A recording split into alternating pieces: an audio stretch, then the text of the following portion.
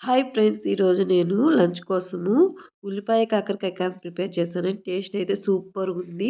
ఇష్టం లేనోళ్ళు గూడా కాకరకాయని ఈ విధంగా చేసి పెడితే ఎంతో ఇష్టంగా తింటారు. ఇది ఎలా ప్రిపేర్ చేయాలో చూద్దాము. ఇక్కడ కాకరకాయ పైనున్న చెక్కుని లైట్‌గా గీసేసుకుంటే సరిపోతుంది. మీరు అలాగైనా పెట్టేసుకోవచ్చు. మొత్తం నీట్‌గా తీసేసుకున్న తర్వాత ఈ విధంగా రౌండ్‌గా కట్ చేసుకోండి. దీని మధ్యలో ఉంది కదా విత్తనాలు ముదిరినవి, ఇవన్నీ నీట్‌గా తీసేసుకొని ఈ విధంగా రౌండ్‌గా చేసి పక్కన పెట్టేసుకుందాము.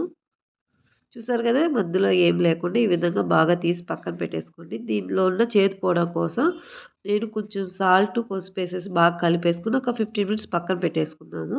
ఇప్పుడు మసాలా కోసం నేనిక్కడ కడాయి పెట్టుకుని ఆయిల్ ఏమి వేసుకోకుండా 1 స్పూన్ పప్పు, 1 స్పూన్ ఉద్దిపప్పు, 1 స్పూన్ జీలకర్ర, 1 స్పూన్ ధనియాలు వేసుకోండి. అది ఫ్రై అయిన తర్వాత 1 స్పూను తెల్ల నువ్వులేసుకునేసి నేను ఆల్రెడీ ఫ్రై చేసుకున్న పల్లీలు వేసేసుకున్నానండి. వేయించి పక్కన పెట్టేసుకున్నాము. ఒక కడాయి పెట్టుకొని 1 స్పూన్ ఆయిల్ వేసేసుకొని సన్నగా తరిగిన ఒక ఉల్లిపాయ వేసేసుకోండి.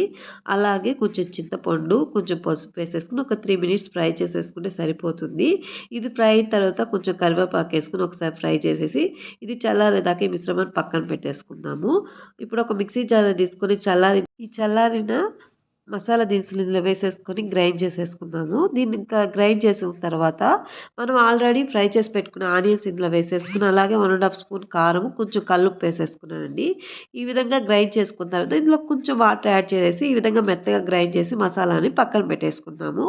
మనము 15 మినిట్స్ పక్కన పెట్టేసుకున్నాం కదండీ! మనకు చూసారు కదా! వాటర్ అనేది కాకరకాయలో ఊరింది కదా! ఇప్పుడు ఇందులో ఉన్న ఎక్స్‌ట్రా వాటర్ అంతా ఈ విధంగా పిండేసి పక్కన పెట్టేసుకుందాము.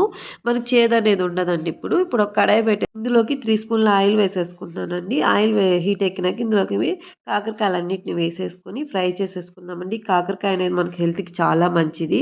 చాలామంది కాకరకాయ తినడానికి ఇష్టపడి ఈ విధంగా ట్రై చేసి చూడండి. కంపల్సరీ ఎవరైనా తింటారు. అంత టేస్టీగా ఉంటుంది కాకరకాయ మనకి. చూసారు కదా! మనకి కాకరకాయ అనేది కొంచెం కలర్ చేంజ్ అయ్యే వరకు ఫ్రై చేస్తే సరిపోతుందండి. చూసారు కదా! మనకే తెలిసిపోతుంది మనకి కాకరకాయ అనేది చేంజ్ అయింది. ఇప్పుడు స్టవ్ ఆఫ్ చేసి పక్కన పెట్టేసుకుందాము.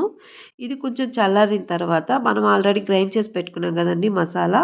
ఇప్పుడు ఇందులోకి తీసుకునేసి చూసారు కదా! ఈ మధ్యలో ఉన్న హోల్‌లోకి ఈ మసాలా అనేది బాగా పట్టేటట్టు పెట్టేసుకొని ఈ కొన్న కాకరకాయలు మొత్తానికి పెట్టేసి పక్కన పెట్టేసుకుందాము. ఇప్పుడు ఒక కడాయి పెట్టేసుకొని కడాయిలో ఒక 2 స్పూన్ల ఆయిల్ వేసేసుకోండి.